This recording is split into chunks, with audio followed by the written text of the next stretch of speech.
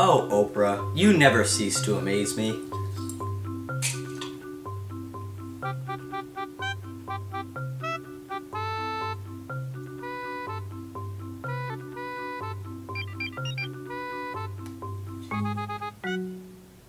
Review The World Ends With You. You have 60 minutes. Fail and face erasure.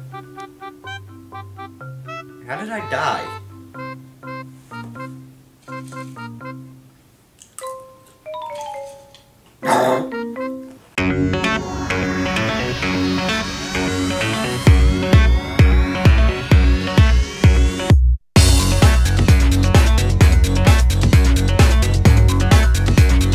The World Ends With You is an action RPG released for the Nintendo DS. It was developed by Jupiter, remember those guys? And Square Enix, makers of some of the most memorable RPGs of all time.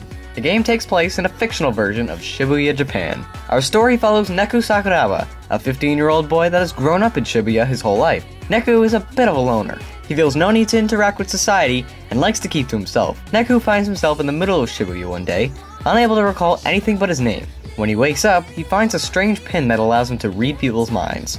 Suddenly, his cell phone goes off. He receives a rather cryptic text message reading, "Reach 10-4. You have 60 minutes. Fail and face erasure." Suddenly, he finds a strange-looking timer on his hand and gets attacked by frogs. Neku has entered the Reaper's Game, a game where people who have died may fight for a chance at life once again by completing various missions for one entire week. He later meets a young girl named Shiki Misaki. The two forge a pact and become partners. The duo must work together to complete various challenges throughout the week to earn the second chance at life that they're striving for. Certain circumstances occur within the game, which I'm not going to go into too much detail about, to avoid spoilers of course, giving you access to working with 3 different characters as partners. It's an extremely interesting plot, and I never felt myself rushing through the cutscenes because the characters weren't saying anything important. You'll really feel for these characters in the game, and you'll want to see them succeed in the fight for their lives. Literally.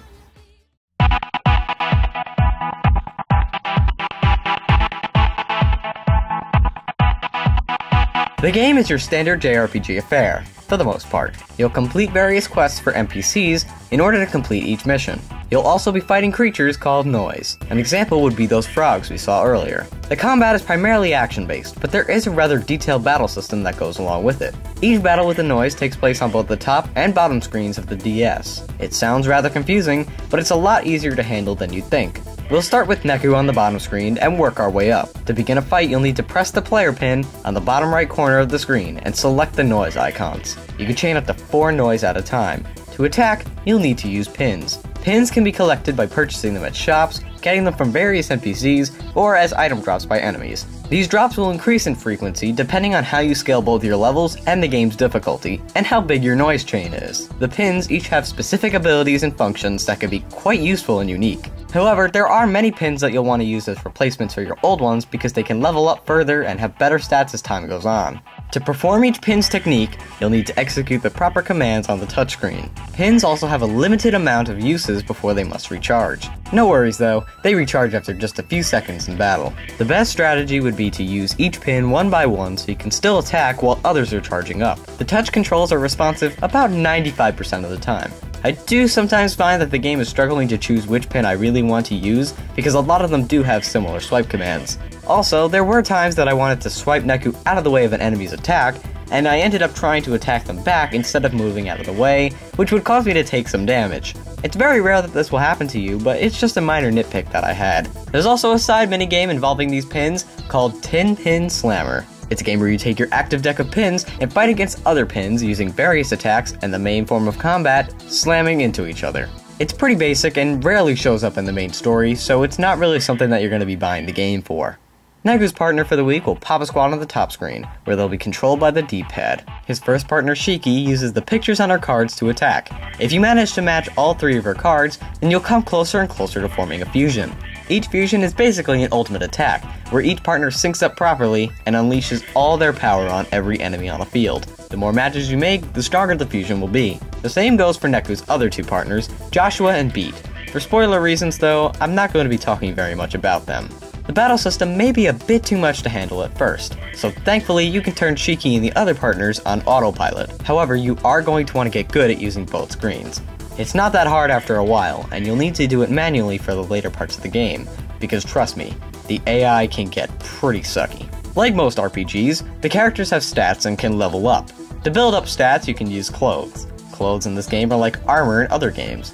They of course cost money, and you can earn money by defeating noise. Taking inspiration from the cultural hotspot that is Shibuya, the brands that are more popular can bring you better stats, and the pins in that brand will be more powerful in battle. The more you use a certain pin, the more popular that brand will become, thus increasing your power.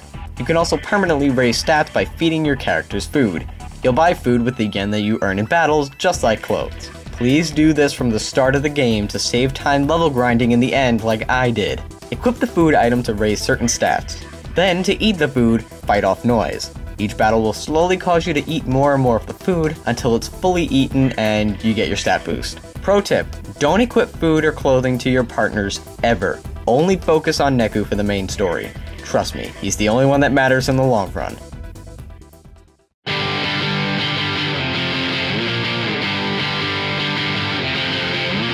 Okay, so I'm pretty sure your brain is probably in agony from all that, so let's take a break and talk about some similar stuff. The presentation. The overworld and battle sprites are quite polished, and the enemies are very creative as well. They draw inspiration from real-world animals, but add a nice twist to them. The environments are lively and fun to explore. However, since the game takes place in Shibuya, and only Shibuya, you'll find yourself going back and forth to some of the same locations many times. So don't go around expecting huge grasslands, beaches, and beautiful forests like most JRPGs have. This is an urban setting and theme, and the game is very creative in how it uses it. The game's cutscenes are shown to you through manga-styled speech bubbles. The characters will also throw in a voice clip or two, depending on the situation at hand. I would have liked it if we had a little bit more fully voice-acted sections, but it doesn't take away from the experience in my opinion. There aren't very many fully animated sequences in the game, but that's sort of the point. It's almost like you're playing a manga video game with an anime soundtrack, and it's fantastic. Speaking of the soundtrack, we get an amazing assortment of songs that play throughout the game. While most games choose just one theme for each battle and area, The World Ends With You will pick just one song from its many different titles in the soundtrack. This ensures that you probably won't get bored of the songs that play because a different one will play each time. You never know what's going to be playing in the background as you fight off the noise. And considering how many battles you're going to be in, this is a great thing. The soundtrack covers a number of different genres, and I even find myself listening to some of the songs for fun sometimes.